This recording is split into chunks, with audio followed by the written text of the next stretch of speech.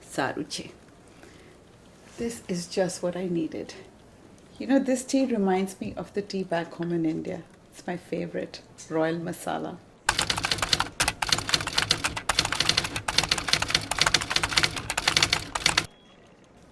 It's delicious. Thank you both for inviting me here. I love the informality of this lounge setting.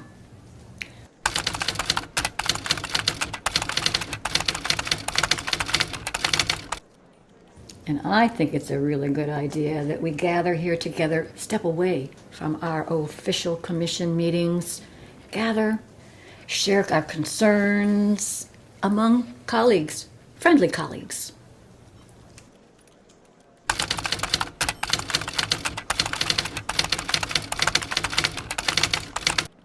And hasn't it been an arduous couple months? I know at the end of the day I am exhausted. But at least the men are exhausted too. And while we're talking about the men, I do have some concerns. I feel as though they do not respect me. They call me shrill. They portray me as a schoolmarm trying to corral unruly children. I don't think they respect or value the work of the commission. They call it a social committee, a committee that doesn't seem to be focused on the issues of the day, such as peace and economic stability following the war. Granted, those are very important issues, but not at the expense of human rights. I don't sense that, Mrs. Roosevelt. They do respect you. I mean, you were elected unanimously as the chairman of the Human Rights Commission. And thank you for nominating me, Mrs. Mehta. I'm convinced in my heart, I feel as though at the end of the day, our commission will draft a declaration that's going to stand the test of time. It was my honor to nominate you. And I do believe our discussion today will enhance my work as the delegate from India. As you know, my country attaches the greatest importance to the work of this commission. In fact, we believe that it is going to impact the future of the United Nations. Well, we have our work cut out for us. I've heard male delegates here, though, say that there's no discrimination against women and that women's rights are not infringed. They think we're just fretting over language in the proposed draft that the rights of men should be protected and that there's a brotherhood of men. How are we going to make changes of this discriminatory language? Mrs. Begtrup, as chairman of the CSW, and by the way, you and I really need to talk about being referred to as chairmen of our commissions. Perhaps we can leave that for another day. But for now, do you believe that the concerns of the CSW are being heard by the Human Rights Commission? Probably not. We're not invited to all of the meetings of your Human Rights Commission, Mrs. Roosevelt.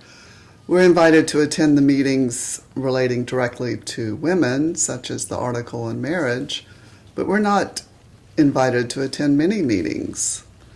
If women aren't going to be at the drafting table, how are we going to chip away at this? You do raise a good point, Mrs. Begtrup.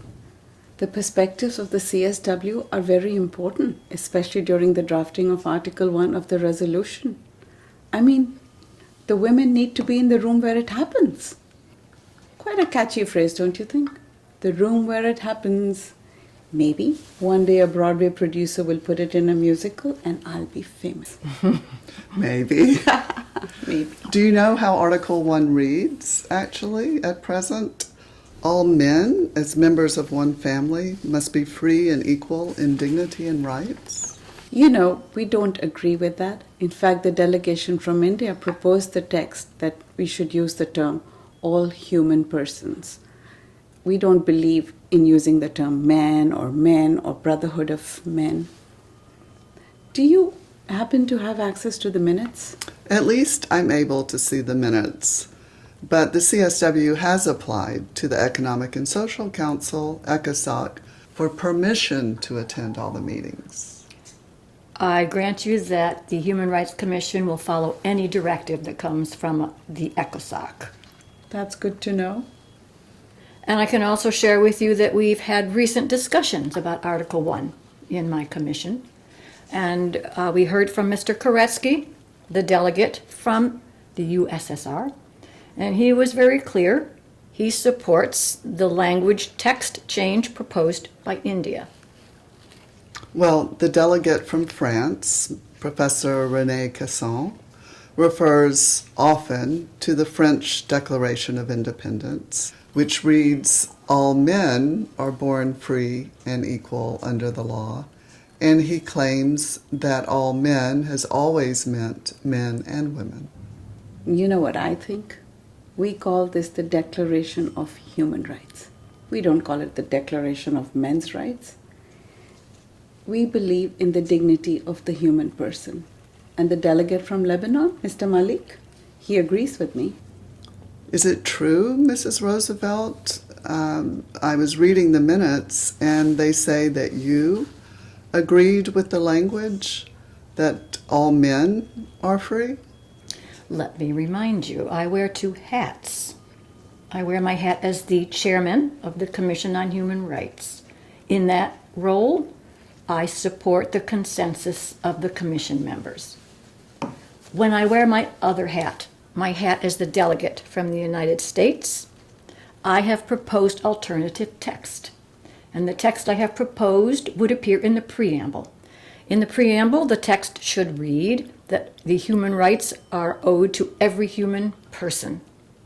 I believe that if we put the human person language in the preamble, everyone reading our declaration in the years to come will understand that when Article 1 talks about men, everyone will understand that men is inclusive of women. Truly, by clarifying the language in the preamble, we're going to clarify all of the language in this historic document? It just sounds a bit of double talk to me. Mrs. Roosevelt, neither Mrs. Begtrup nor I have seen a copy of the preamble or what it looks like right now. Have you? Nonetheless, the discussion has been completed in my commission on Article 1. A vote was taken. The vote was 12 in favor of using the word men, and there were 5 abstentions. There were no nays. No delegate voted against the language in Article 1, including the word men, not even the delegate from India, the delegate from the USSR, or from Lebanon. Well, the CSW took the liberty to send our own proposed draft language directly to the Economic and Social Council, which reads, "All people are born free and equal under the law." This is about the dignity of the human person, after all, not about man or men. Sadly, it's time for us to return to our commission meetings. Our meeting today has inspired me to challenge the long-held and unexamined notions and assumptions about women's status. I personally would rather not default to the male pronoun. I do think it's been a valuable time together, and I appreciate that you've all come and shared your concerns with me. Thank you, Mrs. Roosevelt. We still have a lot to discuss.